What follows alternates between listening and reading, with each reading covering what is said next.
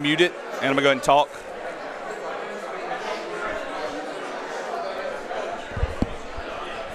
And we're live here at Walk-Ons WPBN, getting ready for the St. Paul's Coaches Show. We're going to get started here in about 2 minutes, streaming live on Facebook and YouTube. And we're going to go ahead and run a couple commercials from Walk-Ons, and we'll be right back to start live.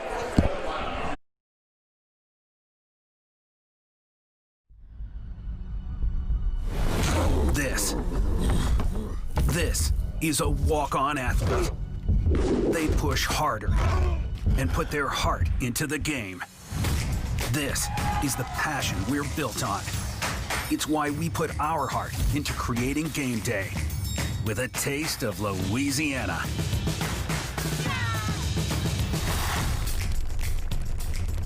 Walk-ons, we live for this.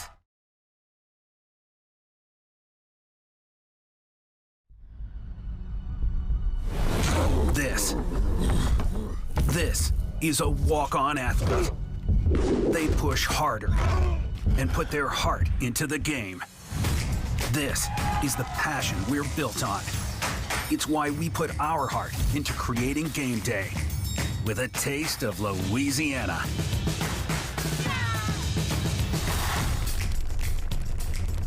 Walk-ons, we live for this.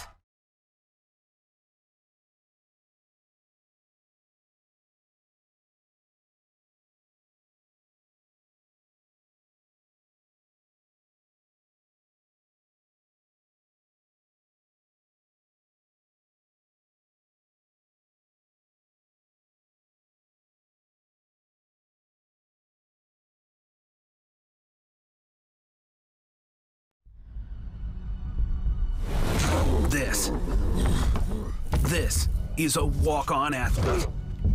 They push harder and put their heart into the game. This is the passion we're built on. It's why we put our heart into creating game day with a taste of Louisiana.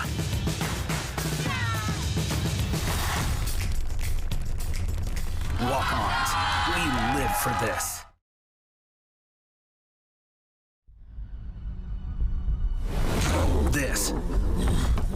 This is a walk-on athlete. They push harder and put their heart into the game. This is the passion we're built on. It's why we put our heart into creating game day with a taste of Louisiana.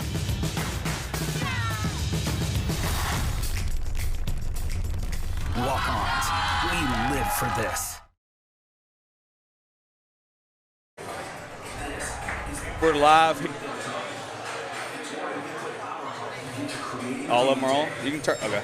And we're live here, Walk-Ons, WPBN, getting ready for St. Paul's baseball. First preseason coaches show of the year. I'm Mike Arnold, joined with Barry Strickland, and bringing a new guy into the booth here, Jeff Winchester, and getting ready to rock and roll for this 2021 baseball season. So I'm glad to be back, man. Yep. I missed that last football game, but glad to be back in the set here. Yep. So welcome. Yeah. Yep. So looking at our table here, very front of our table, we have our statement for the year: failure is not an option. Hashtag leave a legacy. Every year, Coach Mick and the guys come up with new statements for the team. This is our team motto this year: failure is not an option. So that kind of plays into the 2019 state championship. I still say reigning state championship. We got COVID-19 out in 2020, but we were ranked number 1 in the state. So, we're ready to go. Yep. I think we can hold on to it. Yep. It's my vote. So. And, Barry, it wouldn't be a WPBN broadcast if we didn't have Barry with a good goat story. Dr. Barry Strickland out at Green Lewis Veterinarian. First thing he said when he walked into Walk-Ons was, I was working on a goat today. And not the goat with the cast and not the goat you did surgery on 2 weeks ago. No, this is a totally different goat. Delivered some kids. Ah. Yep. So for all you boys. A lot easier that way. So tell them what a kid is, Barry. A baby goat. Everybody knows that, Mike. Yep. So, or should. Yeah. Should. Yep. But, so Is this the same goat family, or are we working with new goats? No, this is a different goat family. It's a different breed. It's a bigger breed. So in case you're scoring at home, 90% of Barry's business is on goats. It seems that way. It seems that way. So getting back to baseball, that's going to be all the goat talk tonight. Getting back to baseball, we want to thank walk-ons. We want to thank Jason and all the guys here, helping us out. Major sponsor for football, going to step up again for baseball this season. We're going to be live streaming the 2021 baseball season this year, at least 14 games. It looks like we're going to be getting to do at least, probably closer to 20 varsity games, and that includes the JV doubleheaders. So we're really looking at almost 40 games this year that we're going to put live on the air for Wolfpack Broadcast Network. It's a lot of work.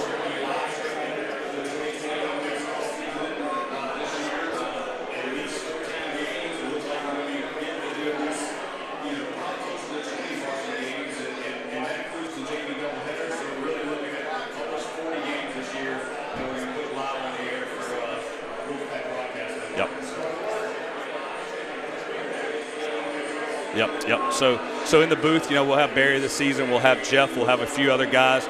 Jeff Russo's at home right now. Him and Matthew are at home. Our big senior first baseman, Matthew Russo, Southern Miss commit. Shout out to those guys. Can't wait to get him back, but he'll be back out there soon. We start January 25th, and just excited to get going. We got a lot of other big players. We've mentioned Connor Simon. We had him, LSU signee, our senior shortstop. We interviewed him for our student spotlight during the football season. Also have Texas A&M verbal commit Steven Spalita behind the plate, and also LSU verbal commit Cade Anderson in the outfield and a big lefty arm. So absolutely. So exciting baseball. We'll have a little bit more professional insight for baseball. Jeff Winchester, being a first-round draft pick out of high school with the Colorado Rockies organization, you're going to get a little bit more than just me and Barry making up football as we go. So some real stuff here. Yep. And glad I know, to have you, Jeff. Sure. So excited to see you. Can't go much further without mentioning our cameraman, Lenny. Yep. So we do have Lenny back, our camera guy. He's actually sitting on the bench right now. Waiting to get the call from the bullpen. So all the cameras are set. He doesn't have to do a whole lot of zooming. We'll find him something to do later. Right. So I think Jason said somebody threw up in the bathroom. So we'll probably get Lenny on that as soon as we can. We also got Chip over here on the ones and twos, and he's our producer working the computer. So a lot of help in baseball coming up. Excited to be here. Failure's not an option. Reigning champs. We got the hardware over here in the corner. 2019 state championship trophy. Got some of those guys in the house tonight. I know I saw Owen Nadishin, saw a few of those guys. I saw Nick Vitale just walk in, older brother Nathan Vitale from football, and then both of them older brothers of Sammy Vitale, the youngest one, the 12-year-old, the stud coming up. So shout out to those guys. I saw Carter Winchester out there, Jeff's youngest one. He's definitely here for the food tonight. There's no question about it. So great night here tonight. We have Ryan Shemp coming in, former St. Paul's alumni, class of 2007. Class of 2007 at St. Paul's, LSU baseball star, MLB star with the San Diego Padres, and finishing up his career in Anaheim with the Angels. And so we're going to take a quick commercial break, and with that, we're going to come right back with Ryan Shemp, and we'll be right back.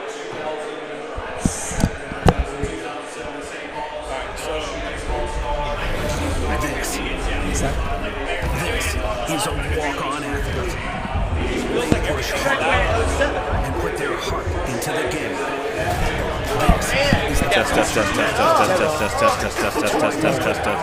Into creating game day. We'll add that to our blooper reel. We'll edit it. I lost my body.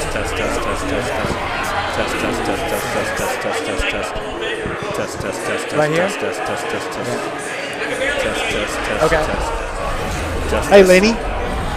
Does this work? A lot of feedback. You just got to talk louder. Put your microphone in front of your face.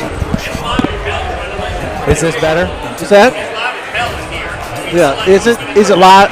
Is it loud there? It's why you put our heart into creating game day with a taste of Louisiana.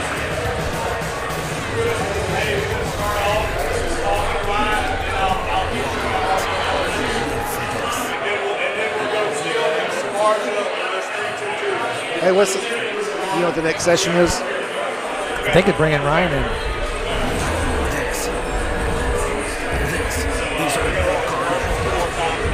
Hey, you want to put him in?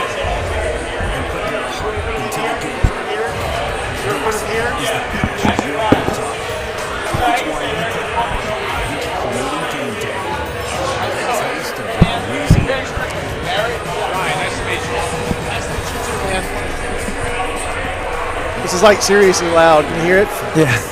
Yeah, I got one ear here. That's all we got. That's what we all have. One ear? Yeah. Yeah. You only hear it out of your left? Yeah. Okay. I can't figure it out. I don't know why. So. I hear better out the left. Every time we do this, there's a little something we've got to figure out. Yep. But it's come together.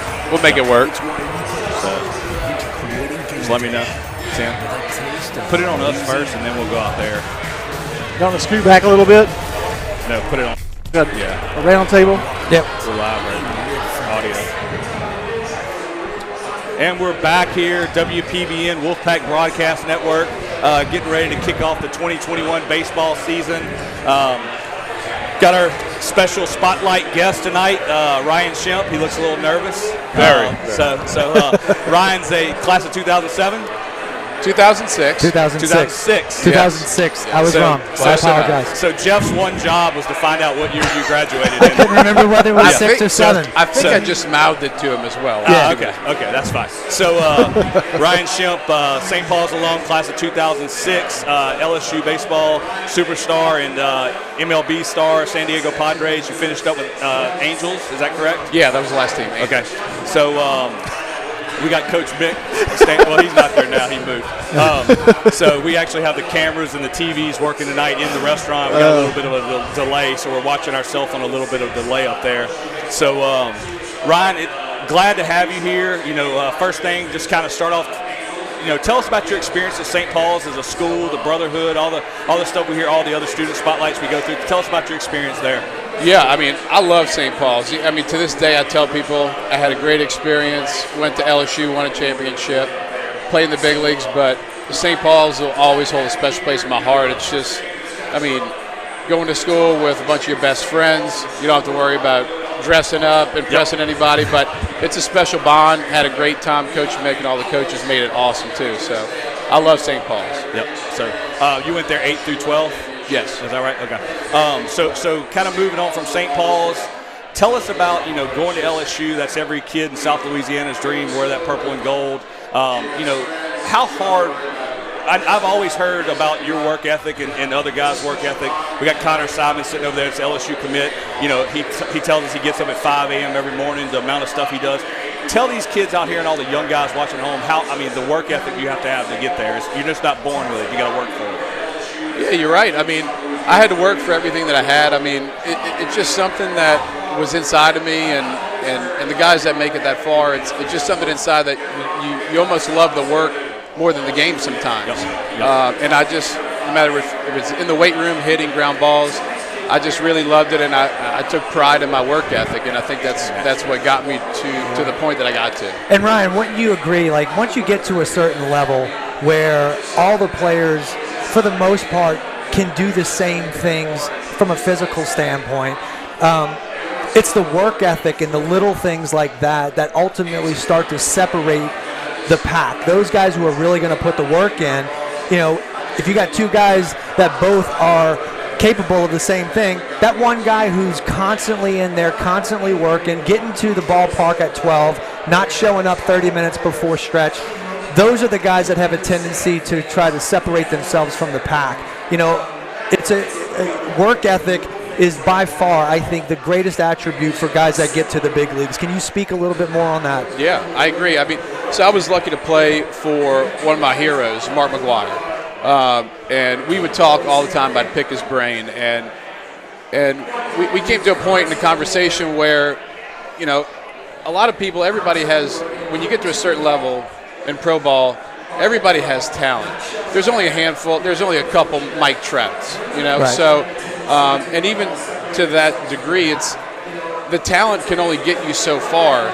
It's not sustainable just to roll out there and expect to get hits every day. Yeah. It's the work ethic, it's the preparation, It's the mental toughness that it takes time to develop those skills. So it's not just the talent. There's plenty of talented people that were more talented than me that didn't go as far. And that's why I prided myself on the work ethic, preparing for the pitcher, and I loved it. I really did. When you talk about preparing and work ethic and whatnot, nowadays where the analytics are so much, there's so many data points out there. You as a hitter, not only do you have video that you can watch on a pitcher, but you know what his spin rates are. You know what his velocities are on all of his pitches.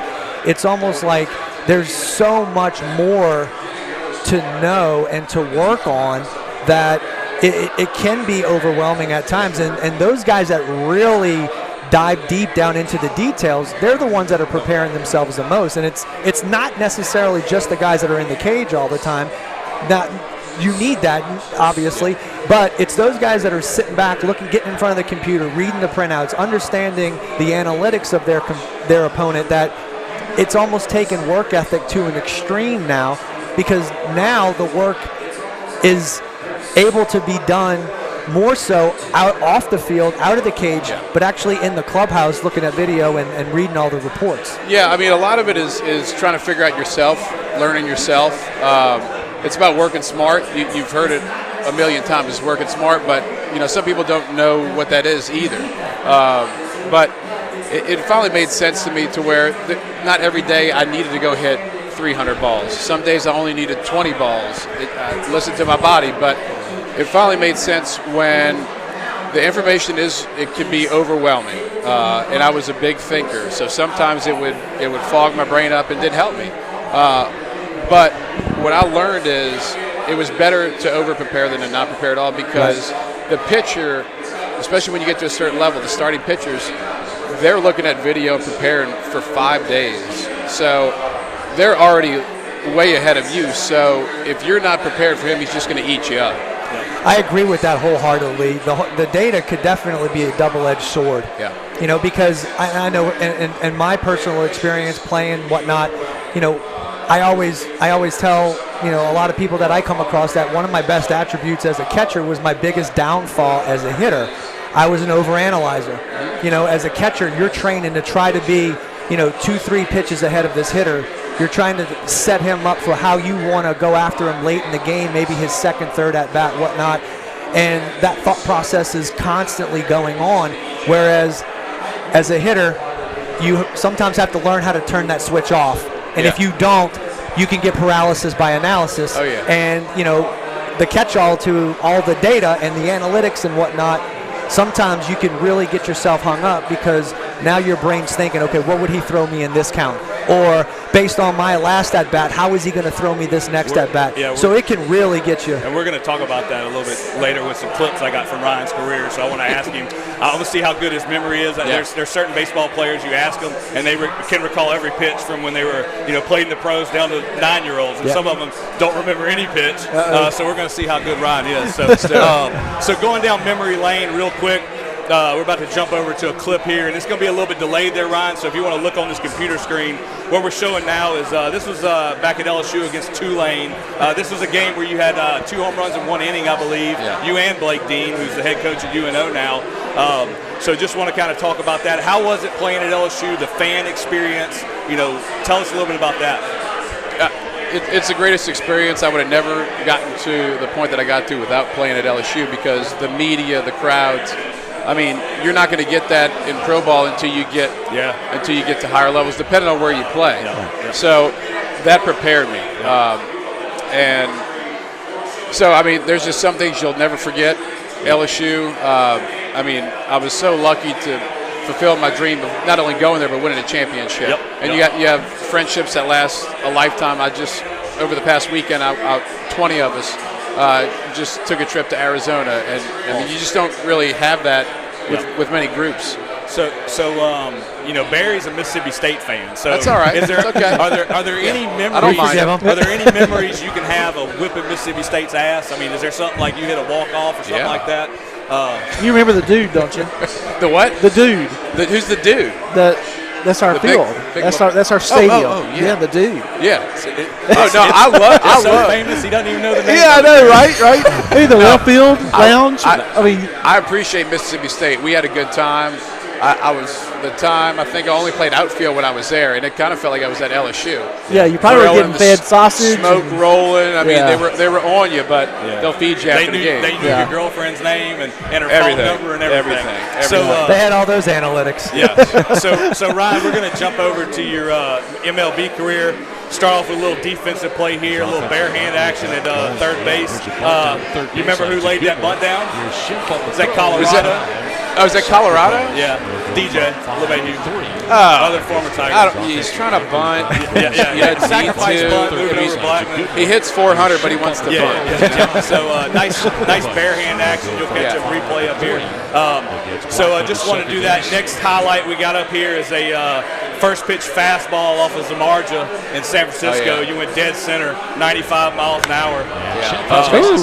So you got sweet lefty swing. Yeah. So like when you're preparing against a guy like that, I mean, what goes through your head? I mean, what do the stats look like? I mean, are you looking? He's throwing this many fastballs in this situation, first pitch. What do you think?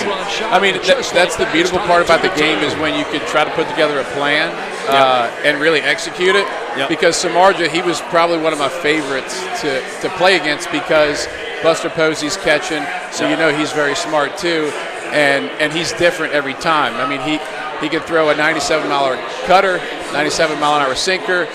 You just try to figure out which guy you're going to get that day, and he's a bulldog, and then he's got 97 coming right at you. So it's fun because I was a power guy, swung and missed a lot, and then he was kind of like a bulldog, like, here you go, here's my best. So I loved facing him. It was a lot of fun. So our next clip up here, it's going to be delayed on there, but this is your first home run at Anaheim. It's against the Oakland Athletics. I'm just going to test your memory here because, like I said, some baseball players I know it all and some don't. Do you remember the count? Do you remember the pitch? It was a slider, curveball slider. It was a lefty with Oakland. Yep. I can't remember who it was though. Colomb, I think is his last name, if I'm looking right. All right. But it was it was a 2-2. If you say so. It was a 2-2 curveball, I think. Curveball slider. Yeah. Played on the next one. So, and you'll see it on the screen here in just a second. So the next three clips, I was pulling highlights of you hitting home runs. And the first three I pulled were all 2-2 counts. They were all either curveball slider on that 2-2. And then I finally found a fastball first pitch I was looking for with Zamardzija. But so your next one up here is against Arrieta and the Cubs. This would look like a back foot slider to you. 2-2 count also. And then the same thing on the last one, I believe, was against Arizona against number 99. Big lefty. Same thing. Those are fun, man. So let's just talk about the 2-2 count. I know you got different things against different pitchers, but if you got a 2-2 count today and Jeff's throwing to you, what are you looking for? Not much because I ain't got much to throw. I mean, I'm still looking for a strike. I mean, some guys just want to put the barrel on the ball, which I mean, that just wasn't at the time not part of my game. My job was to drive the ball, so I was okay with striking out because they didn't really care if I was on base. They just didn't want me to hit a home run. So I was still looking for a strike because what they were trying to do is just get me to swing and miss. So a lot of times it was either a strike or not even close to a strike. So I was still you're shorting it up? Or no. You didn't shorten it up on 2-2? I was, no matter what, I was always trying to drive it. Because a lot of guys take that approach, especially 2-2, 1-2. They like to choke it up, widen it out, short stride. Every once in a while I would because it would put me in a different mindset. But 95% of the time, it was, no matter what the count was, it's the same objective, drive the ball. Yep. And that's interesting because, even at a young level, you sometimes hear coaches refer to a two-strike approach. Hey, one of the common things that, I've experienced is, hey, widen out, choke up a little bit, put the ball in play. That type of concept. Whereas what you're saying is kind of totally against that. It's keep the same swing, and if not swing, no, you're not changing anything. You're just swinging harder. It depends on what's going on in the game, but when I got away from, I treated every pitch the same for the most part, or I tried to. But I felt like if I got away from trying to drive the ball, that it would take away from who I am, because I wasn't a slap hitter the other way. I was a guy from when I was a kid. I drove the ball, and that was who I was. And it finally clicked when I was in high A. I had one of my coaches. He found me. He saw me just kind of flicking the ball over there. My defense was average at best. And he was like, "What are you doing?" He was like, "We can go find 10 other guys at the complex to go play better defense and to hit that." He's like, "You got to drive the ball at the ballpark." And I was like, "You're right. That's who I am." So once I heard that, that's always been who I was. So that was my goal. All right. Tell me this. Just some baseball stories. What's the farthest ball you've ever seen hit? Where was it at? Do you remember who hit it? I mean, something where you're like, was it with Trout when you were with the Angels? I mean, you hear about him hitting balls in the concession stand in center field and stuff like that. He's probably the only guy who's going to know Hunter Renfroe. We know Renfroe. So Renfroe, he's one of the most talented guys I've ever seen. Yeah. And I mean, I can't pinpoint one, but he's hit some of the furthest balls I've ever seen. Yeah. I mean, at San Diego, he probably took a brick out of the building there in left field. He hit some of the most impressive homers you'll ever see. Here's my favorite question to ask guys going through the minor leagues, and I ask Jeff, and I ask every one of them I know and have ever met. What's the cheapest, dirtiest, nastiest hotel you ever stayed in the minor leagues? Because I know you have a hotel story. I'm sorry, a motel story. Hotel stories that we can tell on the air. Not many on air. I think my first year we stayed at like a Roadway Inn. Yeah. Sounds about right. Nothing too crazy that you can really share on air. Yeah. A Best Western, I think. Or no, I'm sorry. I think it was like a Motel 6 or something like that. And they were never the newest, nicest establishment. In Akron, Ohio. It's nothing to write home about, that's for sure. I got you. It wasn't the Vagabond Inn in Modesto, California. No, the only reason why you wanted block walls. The only reason why you wanted to go up is just get into a better hotel room. You don't want to room with somebody at a Roadway Inn. Well, and that parlays a question that I have. How much time do we have? We're good. We're good. Yeah. So one of the questions that you and I were discussing earlier, you come from LSU, SEC. You guys are traveling kind of first class. It's up there. Buddy I played ball with, Doug Thompson, former LSU pitcher, threw the final pitch in the 97 World Series. Shout out, Doug, if you're listening. But I remember his first full year in 99. I was with him. We were in the South Atlantic League. That's low A. And we're in a bus that is 1978 maybe with 450,000 miles on it. The engine's been rebuilt 3 times. And I can remember sitting in the back of the bus, and they have bathrooms in the back, and so that's never a pleasant thing. Right. And he's sitting down thinking, 2 years ago I was traveling, charter flights with LSU, staying at like Ritz hotels, and now I'm in the Vagabond Inn, and we're wound up in the 1979 coach butch.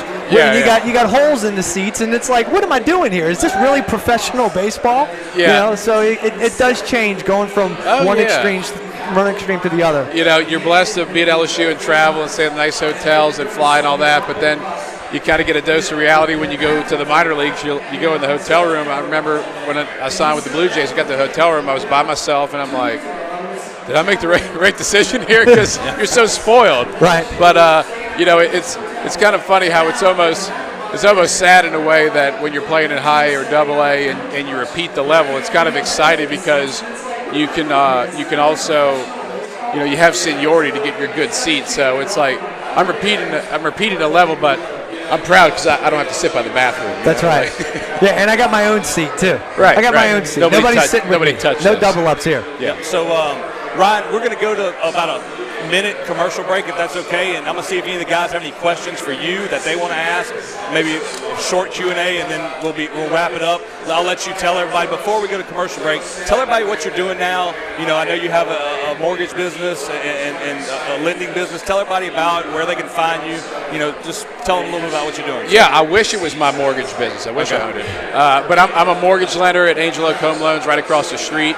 Covington, Louisiana. Covington, Louisiana. I'm licensed in 7 states. But yeah, Yep. You can find me across the street, call me, and I'll be either working or running after kids. Yep, so if you need to refinance your home, you need to get any kind of lending information or advice, look up Brian Schimpf on Facebook, YouTube, Twitter, Snapchat. Just Google his name and you'll find him. So, TikTok, you can find him on TikTok. I know TikTok. And Ryan, I'm going to put you on the spot here. Being a St. Paul's alum and all the baseball knowledge you have, we'd love for you to come join us when you're available in the booth during the games live stream, even if it's for one pitch or one inning or a whole game. I'm in. So appreciate you coming. We're going to go to commercial break for about a minute, see if the guys have any questions, and if they don't, we appreciate you joining us today. Thanks, guys. Thank you. Thanks for being here.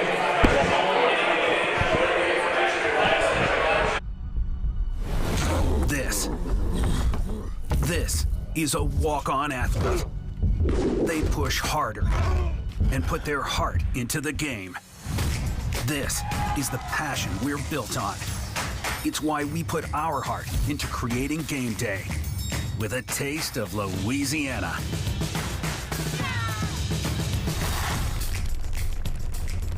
Walk-ons, we live for this.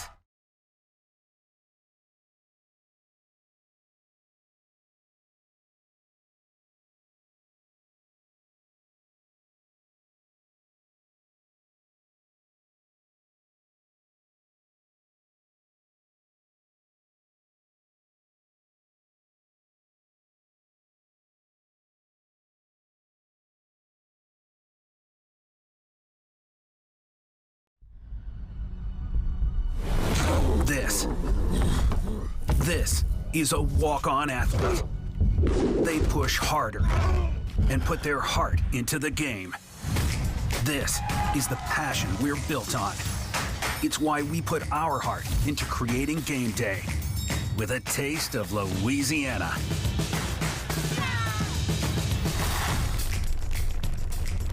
Walk-ons, we live for this.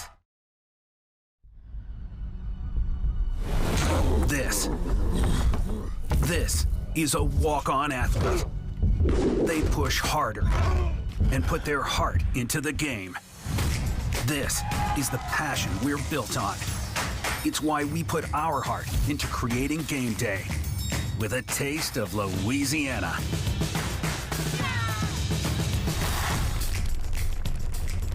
Walk-ons, we live for this.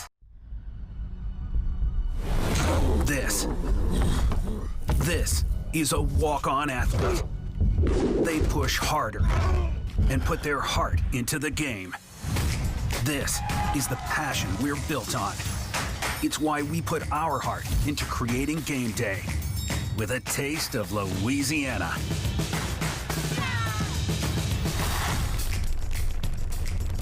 Walk-ons, we live for this.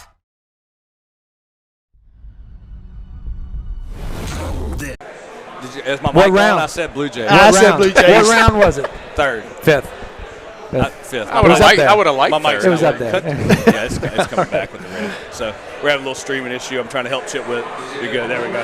So, and all of our answers went away. So we had a little streaming difficulty. We cut in late. So basically, Jeff didn't do any of his homework. If you missed it, no. He got all the answers wrong. No. I got a 99. Yep.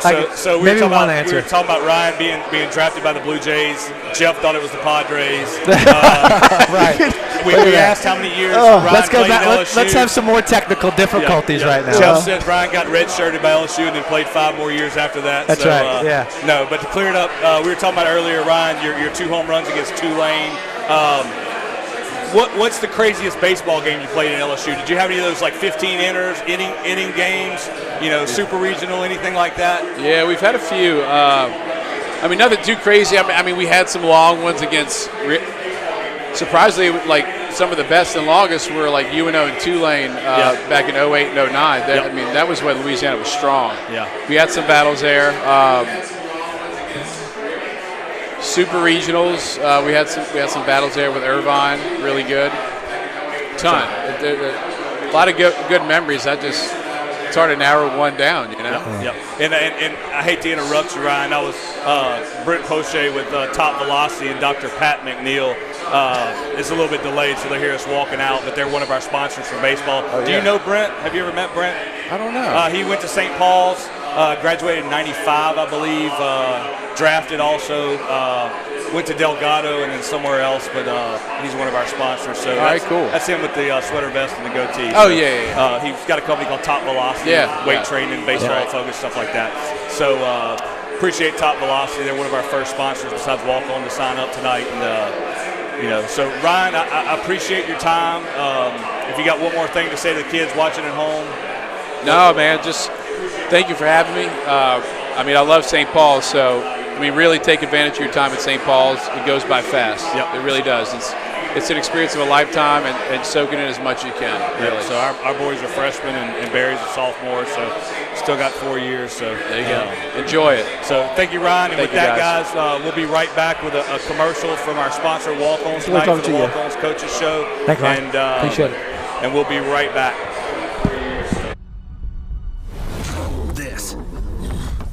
This is a walk-on athlete. They push harder and put their heart into the game. This is the passion we're built on.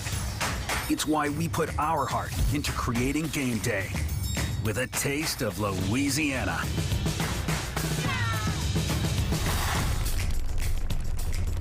Walk-ons, we live for this.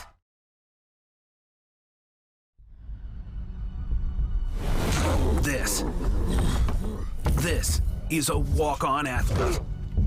They push harder and put their heart into the game. This is the passion we're built on. It's why we put our heart into creating game day with a taste of Louisiana.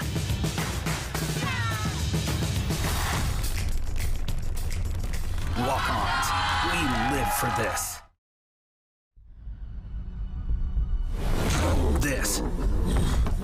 This is a walk-on athlete. They push harder and put their heart into the game. This is the passion we're built on. It's why we put our heart into creating game day with a taste of Louisiana.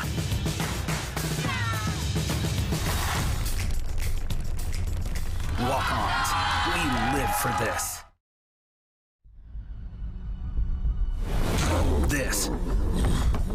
This is a walk-on athlete. They push harder and put their heart into the game. This is the passion we're built on. It's why we put our heart into creating game day with a taste of Louisiana.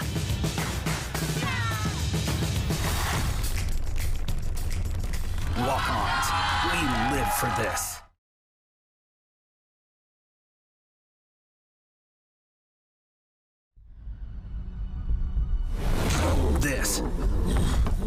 This is a walk-on athlete.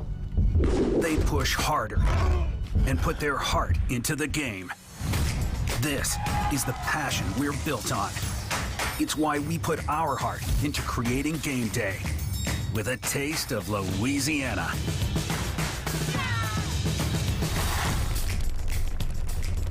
Walk-ons, we live for this.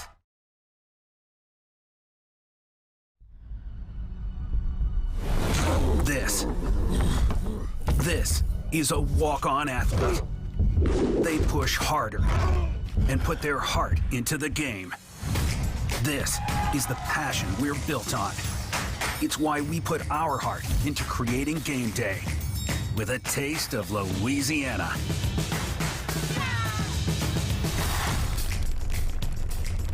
Walk-ons, we live for this.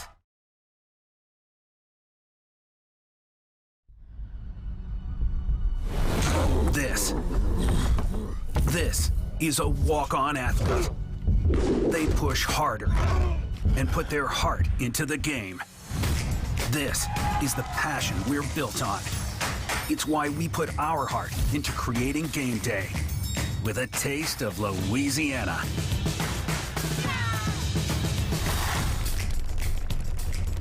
Walk-ons, we live for this. I'll sit there. Nope. And we're back here, Walk-Ons, Covington, Louisiana, WPBN, Wolfpack Broadcast Network. St. Paul's Baseball Coaches Show, first one preseason. We're rocking and rolling. We're live on the air, Mick, so it's delayed on those TVs. So if you're waiting to hear what I say up there, you're going to be waiting a while. So, All right. Joined here by head coach Mick Nunez. Barry Strickland coming back from operating on a goat probably. So were you working on a goat? Sit down, Barry. Yeah, sit right there, Barry. You're good. Put the headset on. You act like you hadn't done this before. Hey, I'll be happy to sit by the. There you go.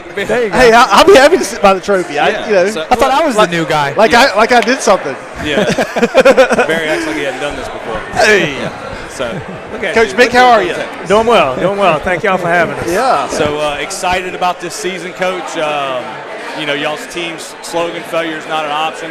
# leave a legacy. Where did that come from? What's the background on that? They have a slogan every year. Failure is not necessarily a loss, just we're not going to fail at what we're trying to do. We're going to get better every day, hopefully. Leaving a legacy is something we preach all the time. Leave your jersey in a better place. It's just a motto that's year in and year out for us. We want to leave everything better than what we've. So you can't leave it much better than your state championship trophy we got on the end of the table from 2019. As we talked about in football, we talked about today, and I say it every day of the week and twice on Sundays. We're the reigning state champs. You didn't lose it last year. You won it the year before. I almost would call it a three-peat if it was what we're going for, Coach. So. It'd be neat to call it that. Yep. I don't know that a lot of people would agree, but we were playing fairly well last year. Ranked number 1 when we got COVID, right? Yeah. It takes a lot of luck. We had plenty of talent, so we were on the right track when we were playing. And I think that's one of the more exciting things about this upcoming season is the talent that the team has. Some young, very exciting players from top to bottom, and it's impressive to see how the young group of players goes about their business day in and day out. Having watched them over the last couple months, even during the summer, from time to time, you'd see them over at the hitter's house or whatever they could go and go hit. The work ethic with this group of kids is really impressive. Yeah. We talked about leaving a legacy, and that started, we're always working for it. 3 or 4 years back, it really, the seniors would pick up the young guys, take them to what they needed to do, the hitting, the workouts, and it's carried on. And, we do have a good mix of older talent and young talent. It should be fun if they play together. So it's exciting. It's especially exciting, like you said, to see the older guys taking the younger guys to do everything. Yep. So, very much so. You got a lot of young talent coming up.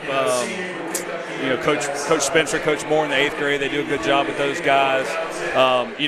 St. Paul's is a big baseball school, so you probably got 60, 70 kids trying out for 8th grade that want to wear that jersey, and I know it means a lot to a lot of people. So.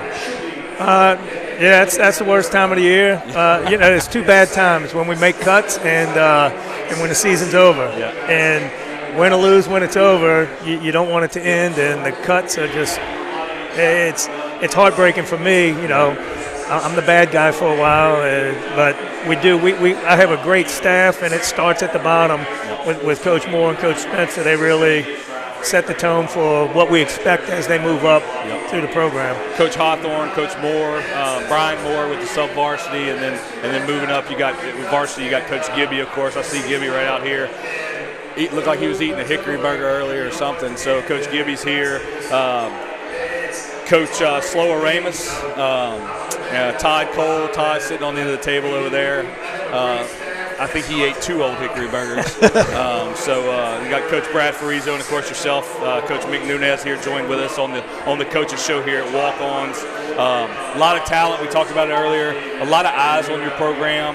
We're going to be streaming every game this year, obviously. In football this year, we just started it up with the WPBN, and in 9 games we reached over 100,000 people. That's a pretty big deal, I think, and that shows a lot about St. Paul's as a school. Their sports program, and I think you're gonna double those numbers in baseball with Connor Simon, LSU signee, Matthew Russo's at home right now, but a Southern Miss signee. You also got Steven Spalita and Cade Anderson, some of those younger guys that are talking to SEC schools with A&M and LSU. Just big time program, big time kids. We're excited to get started this season. What are your feelings? I know you don't have a crystal ball, but you think we're going to ride the COVID thing out and have fans in the stands, or are you scared we might have a fanless season, which the streaming will help? But I don't know. You can't prepare for it. So we're gonna get ready to play. If fans are in the stands, good. If not, they'll be able to watch it through this. Yep. I know with the football, it was neat because my wife's family is in Ohio and in Atlanta and Dallas, and they can watch every game. And it's neat how many people all over the country and actually world can see what we're doing. You were saying during football season you had people watching internationally, right? We had somebody in Canada, Mexico, and Dominican Republic. And we actually had Mike and several people that didn't even have kids at St. Paul. Didn't even have anything associated with it.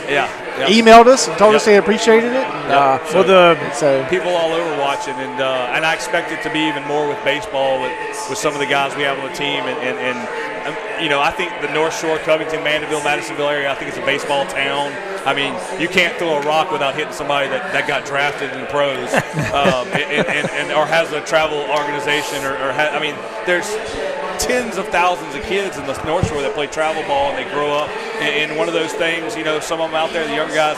Carter Winchester's out there. He's going to be excited to be a Wolf one day. And you got some of those younger guys that look up to these older guys that they're excited about this season. So it's going to be a special thing. So moving into the season, I think our home openers against Zachary.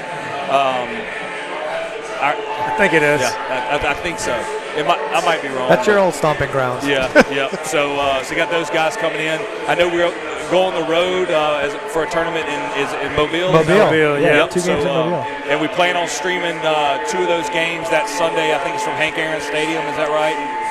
Going to play Rummel and Turlings that first day. Yep. So if you knew it was Rummel and Turlings, you know I'm wrong about the Zachary home opener. No, I don't. I know we open up with Catholic. Catholic at Catholic. Then we go to Mobile. Yep. Then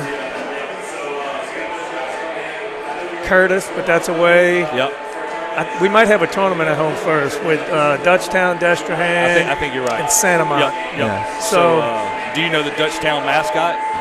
The Griffin. Yep. Look at that. It's a mythical creature. Yeah. I was going to see if you knew that. That's Barry's favorite animal. And actually, that's a little trivia piece from football. Yeah, it is. It is. Yep. So you ever had a Griffin come into your vet If you're watching clinic? the series, you would know that, Yep. So here's what'd you ask? Yeah, if you ever had a Griffin come into your vet clinic. I haven't had one. So, nope. And Mick, you didn't get to hear the football streaming unless you went back and watched the replay. But kind of a weekly thing is what animal did Barry work on this week? As a vet, and he's got some goat issues up there by Lee Road. We've had a goat with a cast. We've had a goat with gallstones. He did surgery on a goat today. I mean, there's something's in the water up there, and the goats are goats are a great pet. People love them. I mean, look at YouTube, all the videos of goats on YouTube. So baby goats? Baby goats in outfits and pajamas and all kinds of stuff. Painting goats, yep. So getting into some crazy questions, because I've been thinking of something to ask you, a little off the wall. So we had a parent work day the other day, and thank you to all the parents that helped out. And Coach Mick, you said you appreciate that on the text and send that out. So when Coach Mick is pressure washing and you got the headphones in and you're bobbing back and forth, what are you listening to? So what do you have on the headphones? It was on shuffle, but it's probably a lot of Grateful Dead, Bob Marley. I don't know what I was. He was just in a zone. I just hit a groove there. He was in a zone. He was getting after it. He had the shoes off. He had grass up to his knees, and he was pressure washing and smiling the whole time. So he was listening to something good. So That's my question: is what you were listening to on your headphones. So that was probably it. Jeff, since you're a baseball guy, you got a little bit more X's and O's question for you. You know, every manager that goes out on the field kind of gets their managerial inspiration from someone, and you know. Whereas me, you know, my background, you know, I was in 4 National League organizations, and so, you know, what's ingrained in my head is sometimes more small ball than your American League grip and rip.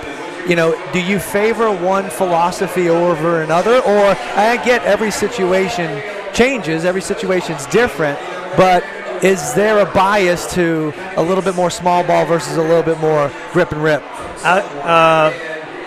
I like to attack fastballs. Yeah. I like us to run.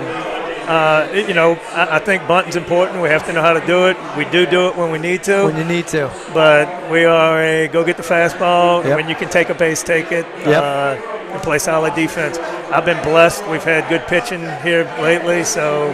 Well, when you got guys who can swing the bat like Matthew Russo, chances are you just want guys to get on base so he can hit the cafeteria like he has in the past. I hope so.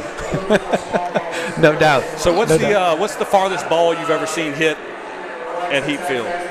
Well, the farthest ball I've seen hit by a high school kid was Shemp.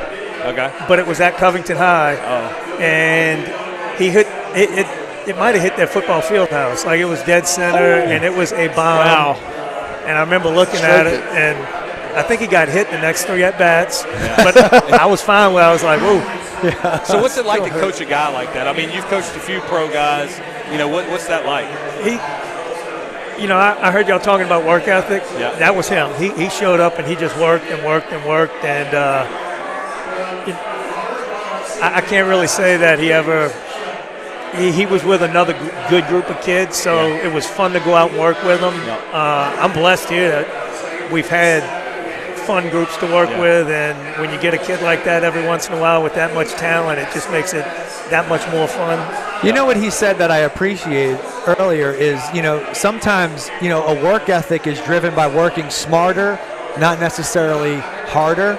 And, you know, sometimes I think young kids get ingrained in their head that in order to have a good work ethic, let's say a hitter, for example, he's got to be hitting 200, 300 balls in the cage to the point to where at the end of it, he's exhausted, right? His swing's tired. You know, one of the ideas behind a good, solid work ethic is knowing when you've hit that point where you feel that feeling that you want to have in the batter's box and get out. I know I struggled with it in the past, thinking like, okay, well, you know, the more I hit in the cage, that was just going to equate to better results.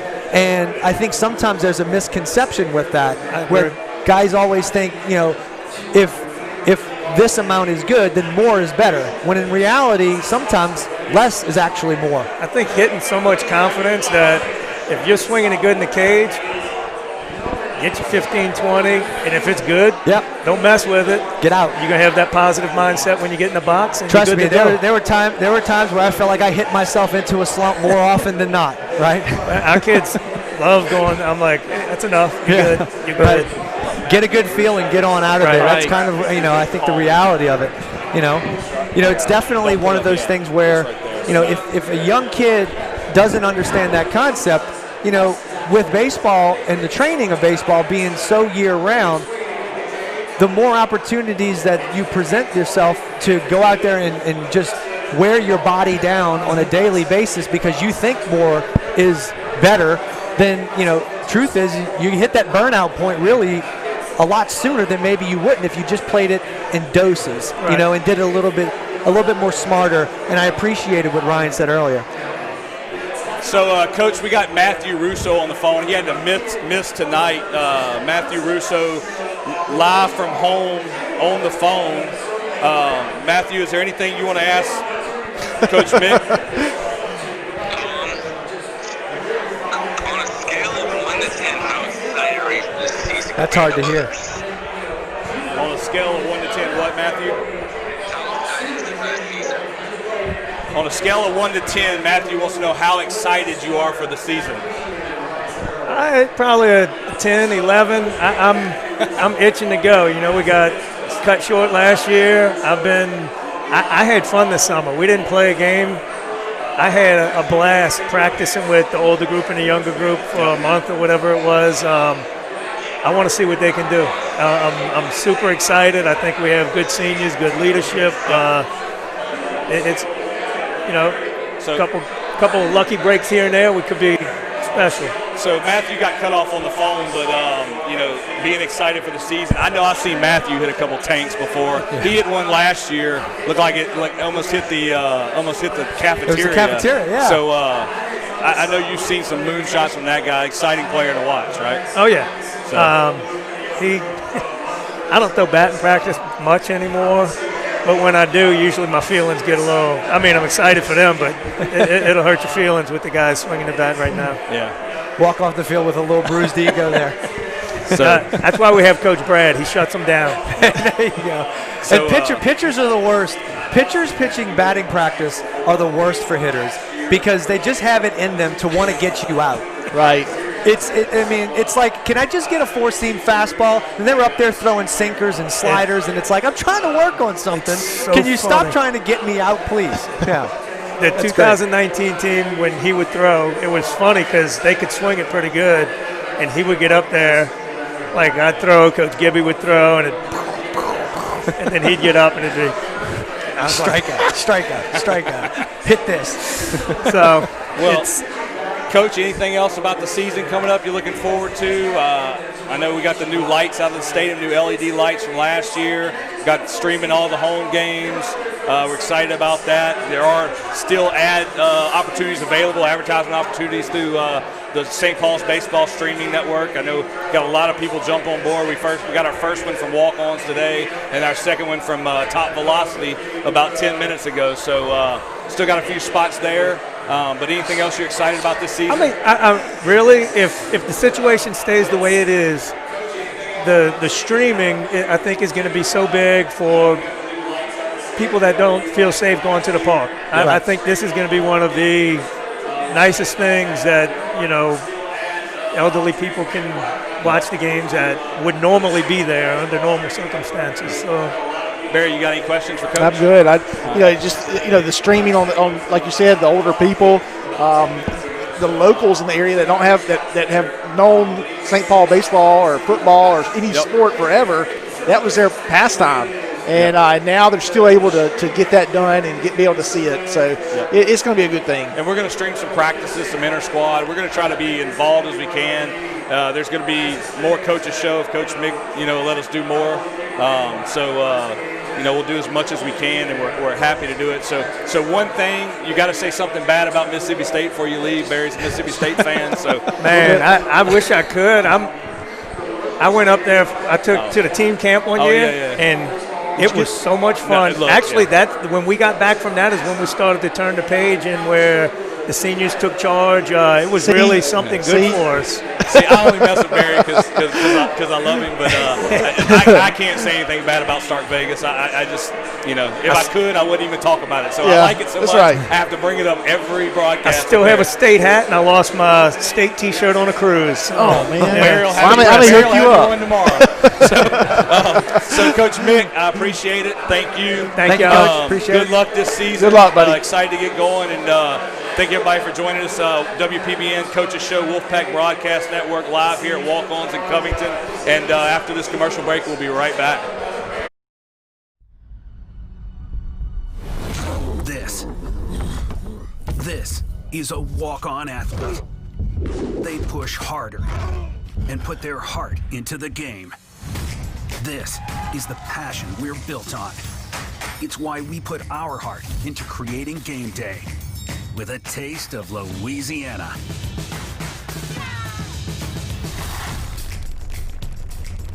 Walk-ons, we live for this.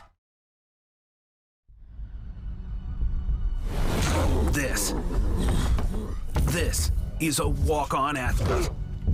They push harder and put their heart into the game. This is the passion we're built on. It's why we put our heart into creating game day with a taste of Louisiana.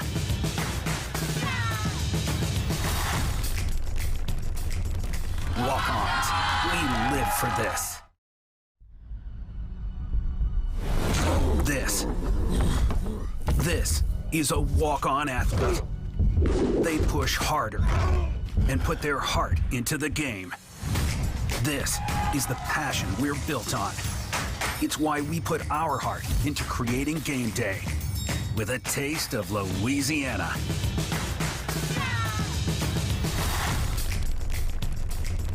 Walk-ons, we live for this.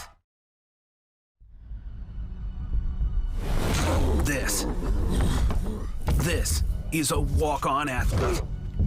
They push harder and put their heart into the game. This is the passion we're built on. It's why we put our heart into creating game day with a taste of Louisiana.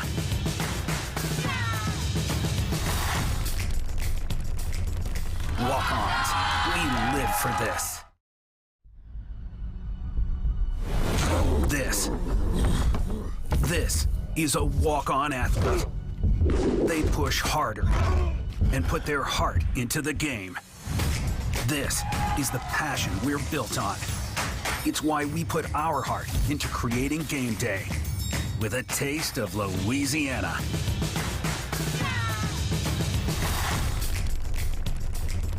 Walk-ons, we live for this. Smokes. And we're back here. Walk-Ons Covington Live, Wolfpack Broadcast Network Coaches Show. Got Coach Todd Cole sitting here. Coach Todd, I'm gonna call you Coach Todd. Coach Cole, I'm gonna tongue twist that about works. 9 times. So we got Todd sitting here with us, assistant coach, third base coach. Yep. Kind of the man, all the signals, keeping everything moving. So calling all the plays. And we try to keep them moving. We committed a couple of years ago to attacking the bases. Yep. And it's something that's really worked for us. Good. The first year that we really committed to it was the year we won state, and we stole 144 bases. Wow. So jeez. we kind of have we did the kids the green light like they should have. And, be aggressive and we don't get mad at the kids if they get thrown out unless they don't have a good reason for running. Yep. But if they say, hey, I saw something, I just got thrown out, well, hey, it happens. Yep. So, what are you looking forward to this season? I know we talked about it with Coach Mick. You and Coach Mick are both St. Paul's alumni, class of '88. Yep. I don't have a calculator. I can't do the math, but you're older than me. We had our 30-year reunion, so that'll puts you around 50 then. Oh, yeah. Yeah. So carry the one, Barry. That's how I did And, it. yeah, that's right. So St. Paul's alum, class of '88. Yeah. Tell us what you love about St. Paul's as a student and now as a coach here. Everybody talks about the brotherhood, the camaraderie between the boys, that go there and stuff like that. What did it mean to you as a person, Todd? That's what it meant to me was the brotherhood. Look, my mom and dad gave up a lot for me to go to St. Paul's. My brother was going to college at the time, so they both worked 2 jobs to put me through St. Paul's, put him through college. And so it just made me appreciate it once I got out. And I did. I saw the brotherhood. Look, the job that I have now, I work for Eyeballs Roofing, a little plug for them. Yep. And who is it? Eyeballs Roofing. All right. And with the amount of work that this guy does, he has the ability to plug as much as he wants to plug. That's why I asked him twice. I heard him the first time. There's no shameless plugs I'm going to here. ask him 6 more times. There you go. Thank you. So, and he's a St. Paul's graduate, the owner there. And, that's how I got my opportunity with them. And your kids will see that one day. That it's a brotherhood. We stick together. We help each other out. Yep. So, I know that all the games I've watched, seems like y'all are having a good time in the dugout. Y'all are intense. Obviously, you want to win the game, but there's a lot of positive attitudes in there. Not a lot of screaming at people if they mess up and stuff like that. Not at all. Fix it and get better next time. So. That's right. So. Yeah. We're as positive as I've seen, for a club. Yep. Yeah. So y'all's team motto, failure is not an option. What does that mean to you? I think we have big shoes to fill right now. We definitely have a target on our back, but we're trying to embrace it now. A few years ago we tried to play the underdog role, but those days are over. So we're trying to get the kids to commit to the fact that, hey, we are good. Yep. We need to live up to that every day. Well, I mean, there's two things that you get. There's two ways to look at your current status, right? You're either a hunter or you're the hunted. That's right. And We're hunted. And right now, given the fact that you are the reigning champion, because obviously no one won last year, That's right. there's a lot of teams that are out there right now looking to hunt you guys down. Yep. You know, and so with that going into the season, how do you prepare the players in a mindset to have them know that, hey, listen, every time you go out there, you're getting everyone's best shot. Right. And so now you have to elevate your level of focus in a way that is really, it's almost unfair because you have to get yourself up every single time against Catholic, you know, against Covington, And against we go Fountainville, out and play people. Yeah, exactly. And then, you know, And you're the going North to Shore Mobile. teams, I mean, Mandeville, all the everybody- Covington, everybody's ready to play. Everybody's Everybody wants to licking beat their St. chops Paul. to take out the king of the mountain right now, you know. And so how do you go about getting the mindset of these players ready to play and perform? Well, look, I mean, it all starts with Coach Mick, obviously. He's always been a very positive coach. And, you know, a few years ago, that 2019 team, we were expected to win state that year. We were real close the year before. We lost to Curtis by a run.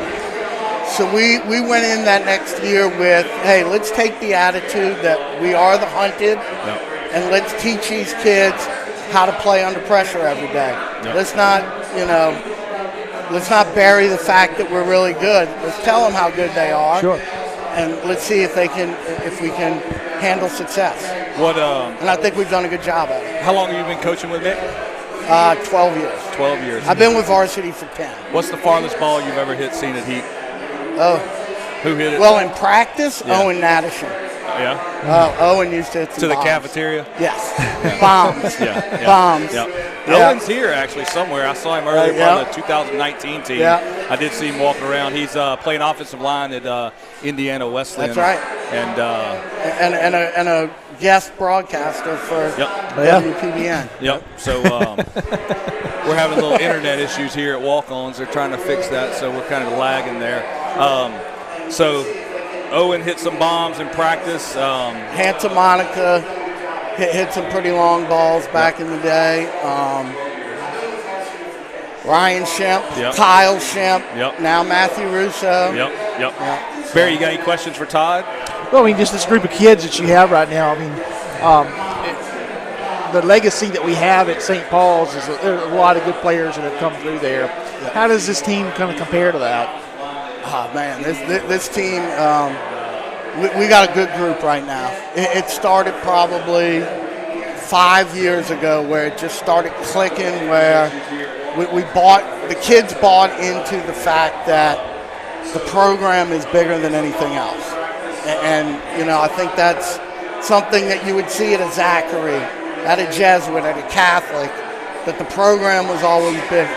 For a long time, you know, we didn't make the program big enough, and these kids have really bought into it. Yep, great program. And man, we got some great leaders. Great leaders. The older guys embrace the younger guys. Something that used to not happen. And we were talking about earlier at Mick, and I tell it to everybody. I mean, I'm amazed moving here.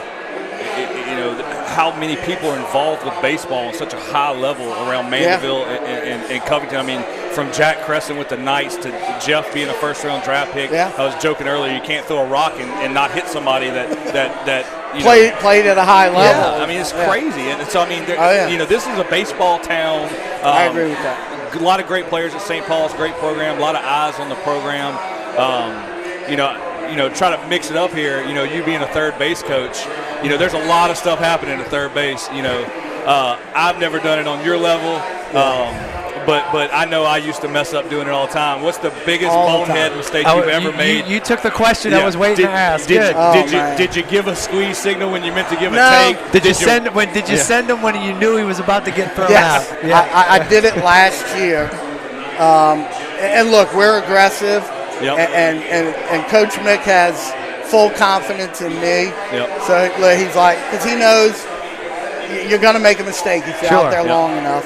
But, I got someone, I think it was Sam Heap, at home last year. And I knew as soon as I sent him, he was. The ball hit to left field. What's that? When the ball was hit to left field. It was. I remember and that. I blame the lights. And we have new lights. You blame the lights. I did blame the lights. I think Jeff was standing next to me and goes, what the hell did he send me for? Yeah. No, I don't remember saying that. I just got used to, from the 2019 season, I just got used to sending them. Yeah, but have you ever gone through your signals and everything and you're like, did I just give a hit and run when I meant to give a take, or did I just give a steal to a guy on third? Like, because sometimes you're thinking about 9 things. Have you ever done that where you go, get mixed up? Did I accidentally touch the wrong part of my body? Well, we've actually we do the numbers, so we've done it down. Numbers. And if you did give the wrong signal, did you go back to the dugout and go, I gave the wrong signal, or did you go, man, you missed the signal. So you get the run laps now. Do you get the run after the game's over? I used to do that all the time. You missed the signal. Cam Lewis, who's the head baseball coach over at Pearl River, out coaching with him. You're like, we get in the dugout, and he go, why'd you give that signal? I was like, I didn't give that. He didn't read it right. So that's his fault. And they're 9. So it's easy. They're too stupid to argue. So, but. A lot of fun, Coach. I think if you join us, y'all got any more questions for Coach Todd? No, you stole the one question I was going to have. I mean, being a third base coach is difficult. I just want to know if you were going to own it. I just want to know that. Yeah. Hey, and look, thank y'all for doing this. Yeah. This whole thing is when y'all approached me about it this year, I was a little hesitant. I didn't know if it would be what it is, but this is going to be something great. Well, it's a credit to Mike and Barry. You guys got the ball rolling. It's football. Really they did a fantastic job, but I think we're really going to take it to the next level with baseball. So I was telling Coach Mick, and we've kind of ran through these numbers before with football. In 75 days, we reached a little over 100,000 people through all of our website and social media platforms, and that was only streaming 9 games.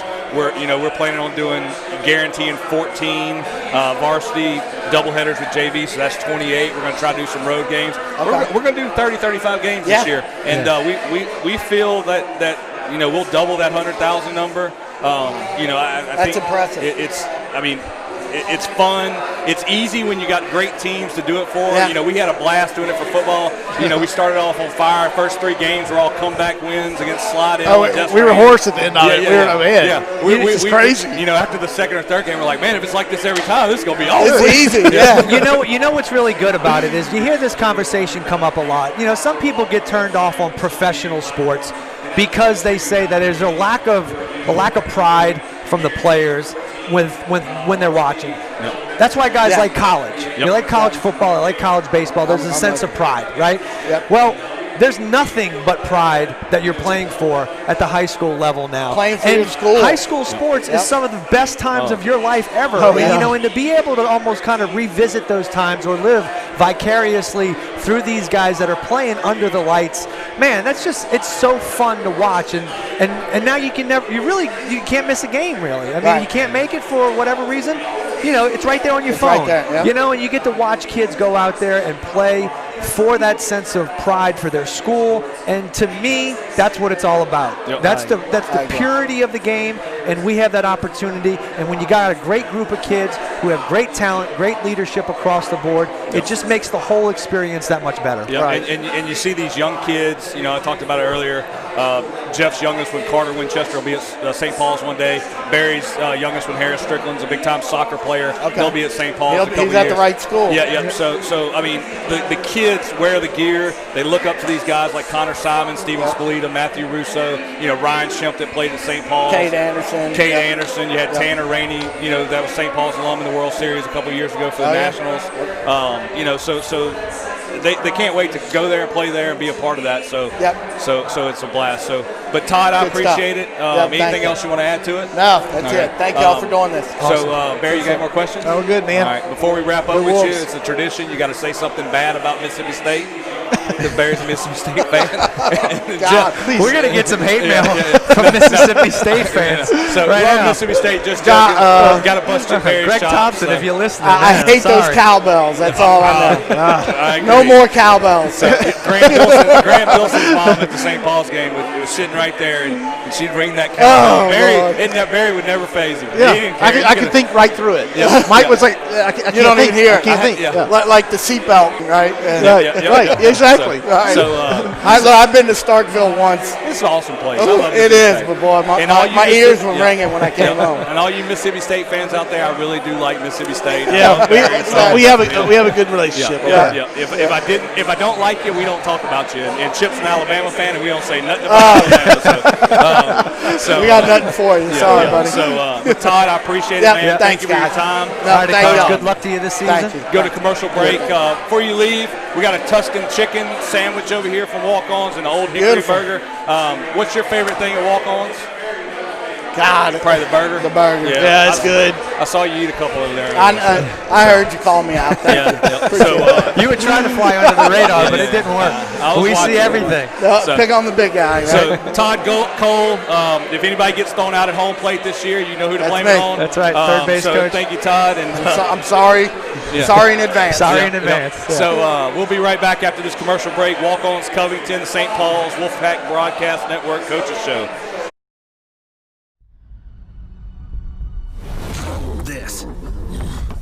This is a walk-on athlete. They push harder and put their heart into the game. This is the passion we're built on. It's why we put our heart into creating game day with a taste of Louisiana.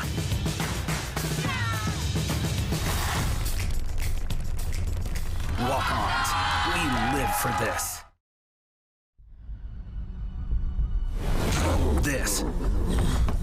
This is a walk-on athlete.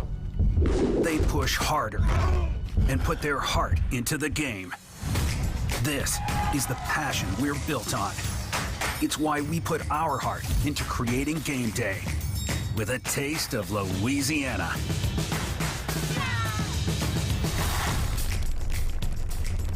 Walk-ons, we live for this.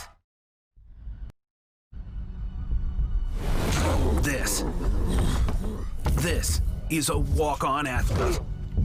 They push harder and put their heart into the game. This is the passion we're built on. It's why we put our heart into creating game day with a taste of Louisiana.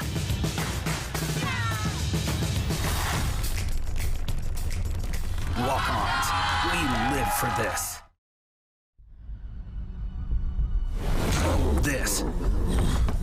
This is a walk-on athlete. They push harder and put their heart into the game. This is the passion we're built on. It's why we put our heart into creating game day with a taste of Louisiana.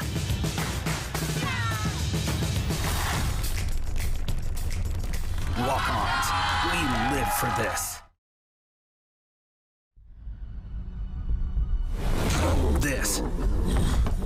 This is a walk-on athlete. They push harder and put their heart into the game. This is the passion we're built on. It's why we put our heart into creating game day with a taste of Louisiana.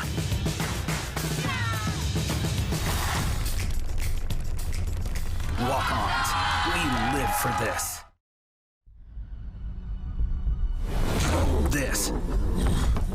This is a walk-on athlete. They push harder and put their heart into the game. This is the passion we're built on. It's why we put our heart into creating game day with a taste of Louisiana.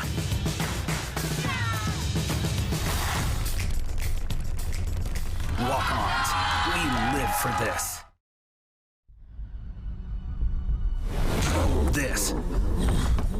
This is a walk-on athlete.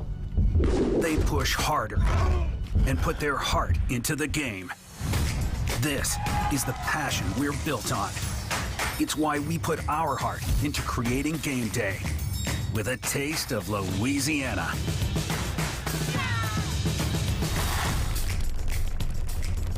Walk-ons, we live for this.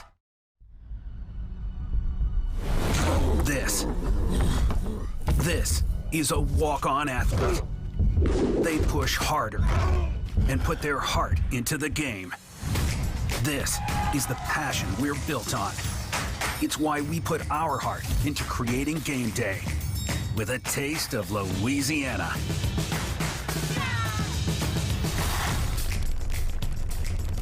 Walk-ons, we live for this.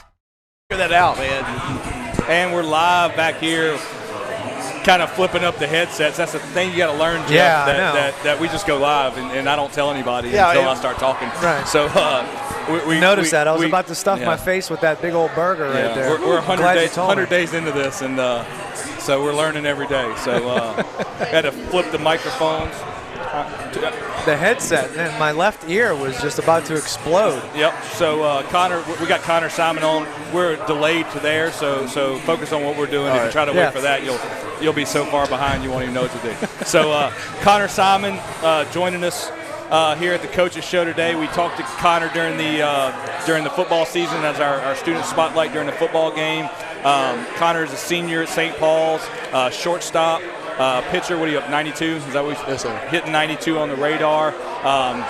LSU signee, commit. I mean, it's done deal now, right, buddy? Yes, sir. Yep, so the pressure's off. You signed the paper. He's still working hard every day. And, Connor, we're glad you could join us, man. I appreciate it. Yes, sir. Thanks for having me. So what are you looking forward to? You know, we kind of talked about this during football, but we'll go over it again. You know, stressful season last year, coming off a state championship win.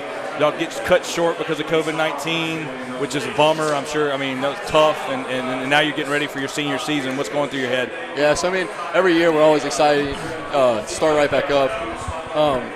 You know, with last year ending like it did, ending short, it kind of – the excitement is even bigger than it normally is because it's even longer time that, you know, we haven't been able to play, haven't been able to be together.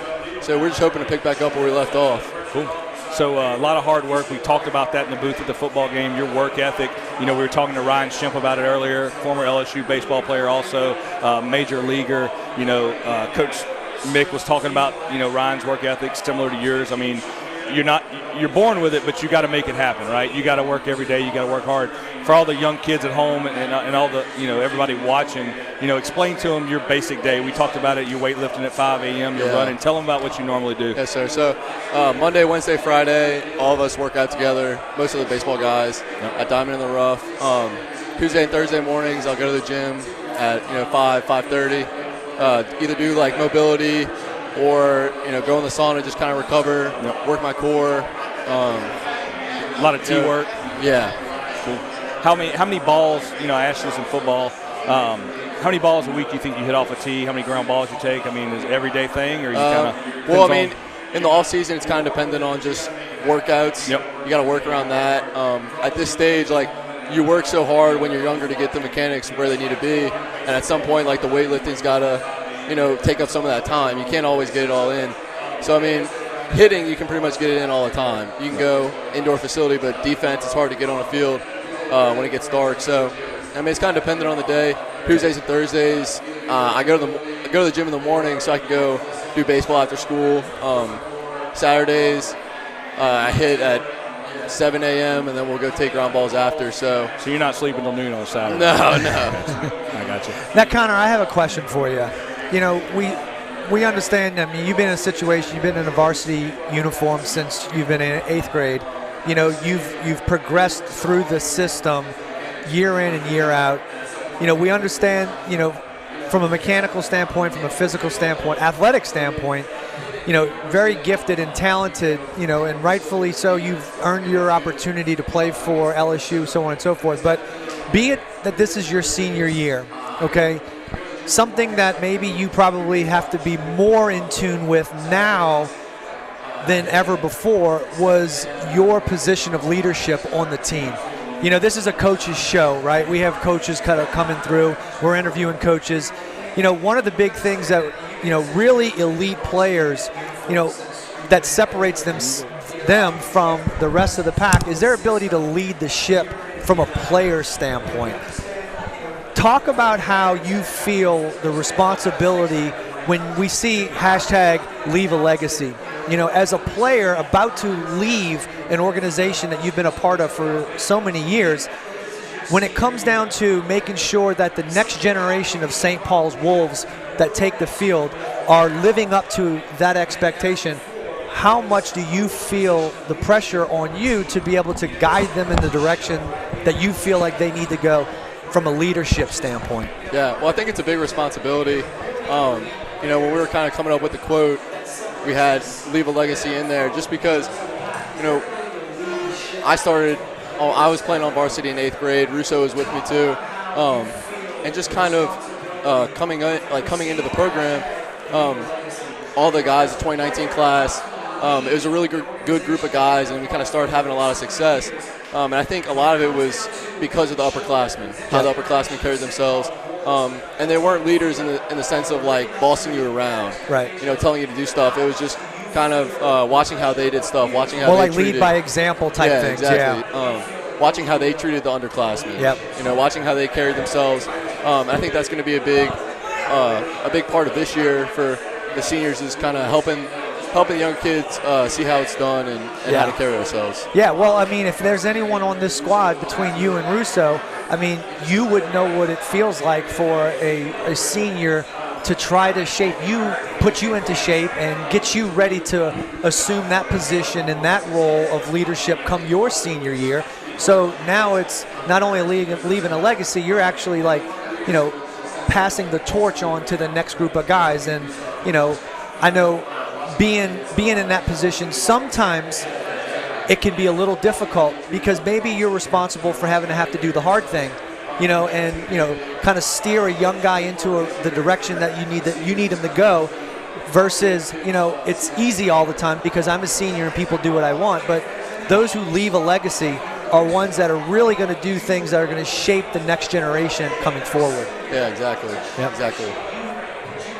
So, Connor, sorry, we had a little technical difficulty over there. Barry, you had a question? Yeah, I just lob you one up here.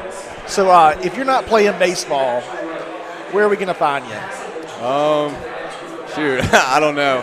I'm planning on going to college. I'm talking about during the day. Are you fishing? Are you day? what does Connor Simon do besides hit and throw? Oh, gosh. Work out. Hanging out with my friends, I guess. I don't know. Yeah? I like working out in my free time. So, I'll be bored. I'm like, all right, I'll go work out. Yeah, so, I mean, that's a good trait to have. Yeah. So, I don't really – I mean, I like going hunting, but I haven't gone in forever because of baseball. For baseball, yeah. It takes up a lot of time. Where do you normally hunt when you do? We would go in Mississippi. Where at? What part? It's around Jackson. Okay. All right. What's the biggest deer you ever killed? Shoot, not big. I stopped hunting when I was like 10. Oh man. Well, we might have to help you out there. Get you out in the stand one day. I might can make some phone calls. I'm sure it won't be hard to get you somewhere. We can we'll set you up on something maybe. Perfect. But tell us about St. Paul's. You talked about the senior leadership when you were younger as 8th and 9th grade. We asked you this when you came in for the football segment. What does St. Paul's mean to you? Everybody talks about the brotherhood, the camaraderie, the relationships you form. Tell us what St. Paul's means to Connor Simon, as you leave. Yeah, I mean, St. Paul's is a great place. I couldn't have asked for a better place to spend my high school years. Yeah. You talked about the brotherhood. The older guys, the 2019 class, they come back to St. Paul's the other day, and it's like we pick up right where we left off. Yep. We're talking about how their college is going. It's just you really form relationships there that last a lifetime. Cool. Well, you play a ton of baseball. You've seen it all. What's the nicest field you've ever played on so far? Where was it at? What set it apart? Nicest field. Or your favorite? It doesn't have to be nice. What was the best place you ever played? This fall, I went to a showcase at the Round Rock Express Stadium. Uh-huh. Okay. They're like a minor league affiliate of the Astros, I think. Yep. That place is right awesome. outside of Austin. Yep. Yeah, it was really nice. Really nice. So your next home after St. Paul's, Alex Box, going to be pretty nice. I mean, top-notch facility. Getting to deal with that every day, that's going to be awesome too. So I'm excited for it. What's I know you go to a lot of showcase stuff and you see a lot of studs from all over the country. I mean, what's who's somebody your age that you watch them do some stuff, whether it's hit a ball 500 feet, throw 100 plus on the mound. I mean, there's some guys out there that you play with around the nation that we should look out for also. Yeah, well, let's see. Over the summer, I went to the Perfect Game National Showcase. Oh yeah. We had a kid on my team, Chase Burns, who he hit 99, and he came in the dugout mad because he didn't hit 100. Because he had hit 100. Wow. Well, it's a milestone. I'm pretty sure if you're that close, you really want to try to hit it. I know. And then, especially in that game. I mean, that's live on MLB Network. And they got some people, some big-time guys commentating that game. A lot of people watching it. Yeah, so. Really big event. And then East Coast Pro, I got to play with Isaac Pacheco. Okay. He's out of Texas. He's a shortstop, and playing next to him was just really great to get to. Like, he knew a lot of just small things. Like lefties came up, we always would shift. He'd be like, all right, shift, towards right field. He's like, he learned that with Team USA. He's like, they typically don't hit that way. Like, you're just playing your odds. So the whole infield, we would all shift. Not a whole lot, but just like 5 steps to your right or to your left. And he hit a ball like he said we're facing 94. He hits it 402 off the wall. With wood. So he was a really special player. So that's awesome, man. It's got to be fun, not just going to LSU. I can't imagine, you getting to play with all these people around the nation and get to see these guys that, and hopefully yourself will be on TV one day, I think that's one of the coolest things that you guys have more of an opportunity to do nowadays is be able to meet people from all over the country at such a young age because of all the events that are afforded to you guys. Being able to, stay in connection with them, whether it's via social media, phone calls, whether you're in Florida, California, up in the Northeast or whatnot, I think that's something that's really cool and special. And I'm sure you have a black book of friends that and you stay in touch with, and they're probably all committed across the country or signed with their colleges. And I think that's just a really neat thing to just build that network of people and relationships. Yeah, I think what's really cool is, you go to these events with all these kids from all over the country who you've never played with before. And you come together with the same goal to win. And it comes together. Y'all mesh. Y'all, whether they speak English or not. Exactly. You jump on 9 people on the field and y'all know what you're supposed to do, right? Yeah, exactly. We at East Coast Pro, we lost our first game. We didn't play well. The coach, got on us about playing for ourselves. Like, y'all aren't playing together. He's like, you're playing with a bunch of guys you don't know, and you're all playing individually. And he goes, you guys got to come together and play to win. He's like, we don't get a trophy at the end of this, but you're playing for pride. Like, you're on the Deep South team, that's what you're playing for. And seeing how we played the rest of the week, you really get to see what it feels like to play with a group of guys who never played together who all share the goal of wanting to win. So, excited for this season, Connor. We're streaming all the home games for St. Paul, so a lot of eyes on our program. If you got family out of town, they can watch. If they can't make it, stuff like that. Probably going to have over 30 games we're going to stream this year between JV and varsity and on the Wolfpack Broadcast Network. So we're excited about that. We're excited to watch you play. We'll get you in the booth again one time after the game, hopefully. But we appreciate you coming, man, and best of luck this season. Great student. I'm going to see if I can remember from football.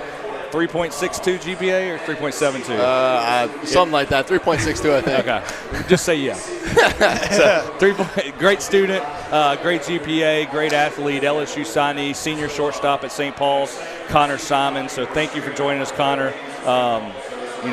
Ready for some baseball this year. So absolutely. We're going to take one more commercial break, and we're going to come back with some of the 2019 state championship guys that we got in the house that have already graduated, that came back to Connor talked to everybody else, talked about the brotherhood. These guys are here supporting this year's 2021 team. It's exciting to see them here. So we'll have a few of those guys that are playing college ball right now out there at Belhaven.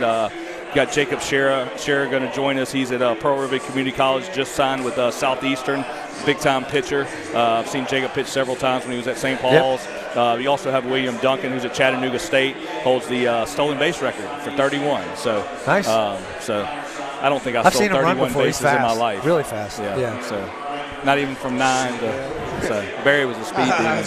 So I wore him out. 31 in one game probably with Barry. With that, we're going to take a short commercial break. Coaches Show here at Walk-Ons Covington, WPBN, and we'll be right back. This is a walk-on athlete. They push harder and put their heart into the game. This is the passion we're built on. It's why we put our heart into creating game day with a taste of Louisiana.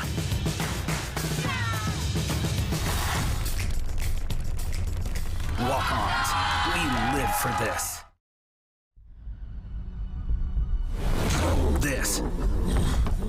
This is a walk-on athlete.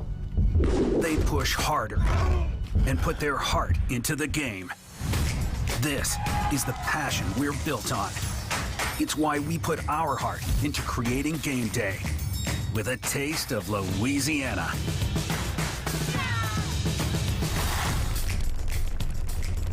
Walk-ons, we live for this.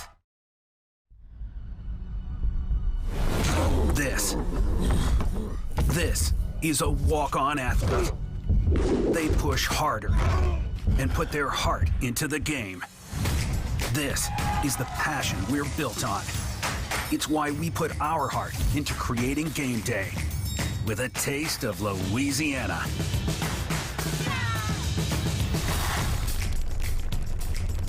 Walk-ons, we live for this.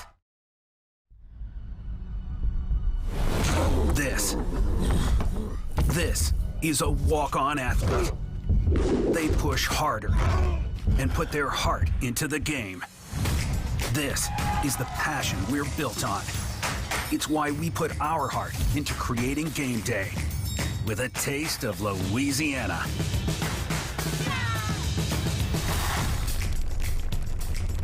Walk-ons, we live for this.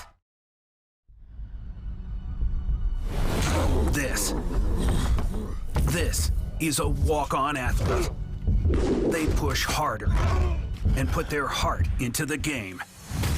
This is the passion we're built on. It's why we put our heart into creating game day with a taste of Louisiana.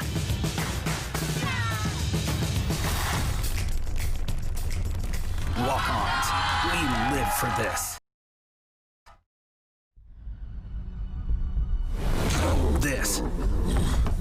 This is a walk-on athlete. They push harder and put their heart into the game. This is the passion we're built on. It's why we put our heart into creating game day with a taste of Louisiana.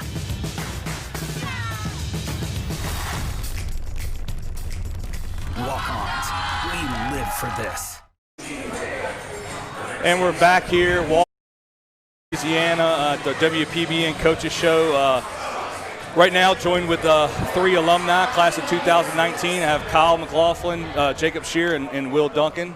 Thank y'all for joining us, guys. And, we got some of your hardware over there. If you want to slide that over, Will, can you slide it kind of a little bit over there? So that's good right there. 2019 state championship trophy. Y'all defeated John Curtis over in Sulphur for that trophy.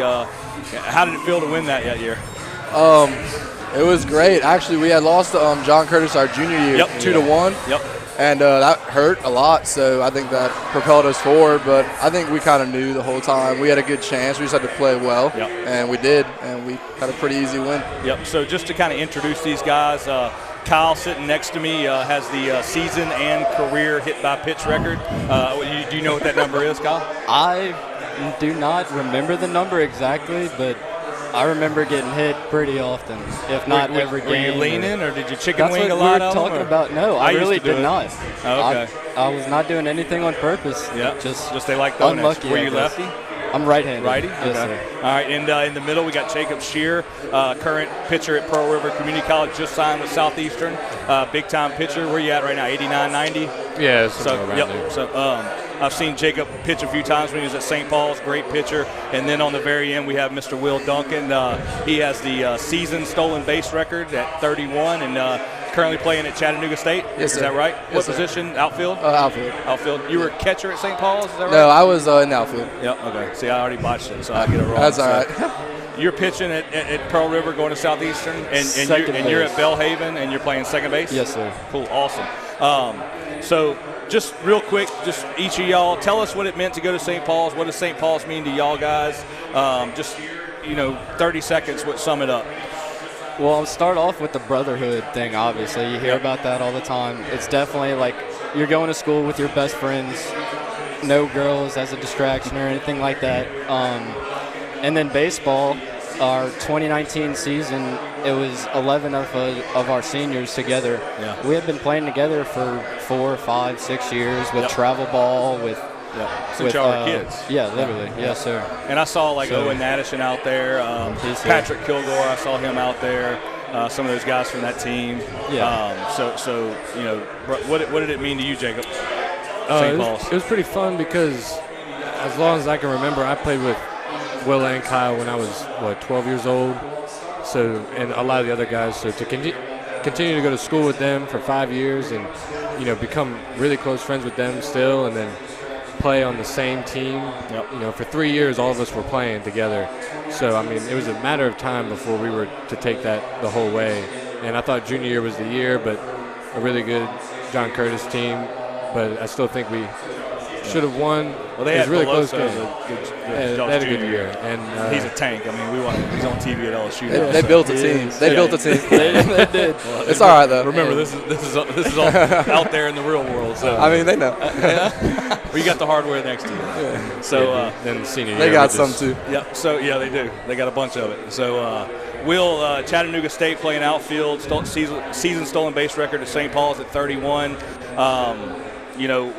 What did St. Paul's mean to you? I think the first thing that comes to mind is what they said about we played together our whole lives, but then you look Where'd y'all back, play at? Travel ball. Like what team? Just first Kyle and I were on the Padres. Padres. That's probably where we started, around 12 years and then old. I played with Will before with the Mustangs. Yep. we just see each other around. Yeah. So I mean, We on would the play way up, in we travel play each ball other. tournaments. Oh, yeah. So we It's were a small all world. in. I mean, baseball's a small world. We were all together. So what did St. Paul's mean to you? Will, I'm sorry to interrupt you. I guess looking back at it, I think it was cool to see how each year you always hear coaches talk about it where you want to build from the last year, leave legacy. something Leave a legacy. for the next year. But I think we did a good job of that. Sophomore year, most of us were on the field. We had 7 sophomores playing at one point, and we made it to the quarters. We didn't do great, but the next year, we made it to the championship, fell short, and next year we won. So I think it was cool to see us build on each year.